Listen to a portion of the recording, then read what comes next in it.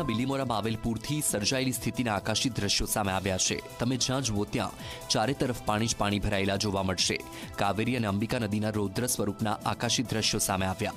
બિલીમોરા નગરપાલિકા જાણે બેટમાં ફેરવાઈ હોય તેવું લાગી રહ્યું છે। બીજી તરફ અંબિકા નદીના પાણી ઘોલ ગામમાં પણ ફરી વળ્યા। ઘોલ ગામ બેટમાં ફેરવાતા 1000 લોકોને અસર થઈ, ત્યારે ધારાસભ્ય નરેશ પટેલે અસરગ્રસ્ત વિસ્તારની મુલાકાત લીધી। નવસારી જિલ્લા કલેક્ટરે આપેલી માહિતી મુજબ 20 ગામમાંથી 1000 જેટલા લોકોનું સ્થળાંતર કરવામાં આવ્યું। જિલ્લાના 95 રસ્તાઓ બંધ કરવામાં આવ્યા। આ સાથે અસરગ્રસ્ત લોકો માટે તંત્રએ ફૂડ પેકેટની પણ વ્યવસ્થા કરી છે।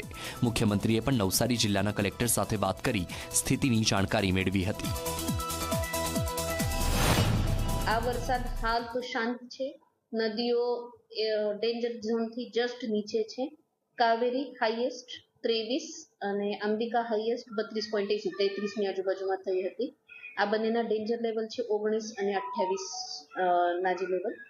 એમાં આપણે અંબિકાથી એફેક્ટેડ અંબિકા અને કાવેરીથી એફેક્ટેડ ગણદેવીમાં 966 લોકો આશરે એમનું ગવર્મેન્ટ તરફથી રેસ્ક્યુ થયું હતું। સ્થાનિક કક્ષાએ પણ થોડા ઘણા લોકો પોતપોતાની રીતે રિલેટિવ્સના ત્યાં ઊંચા સ્થળે ગયા હતા।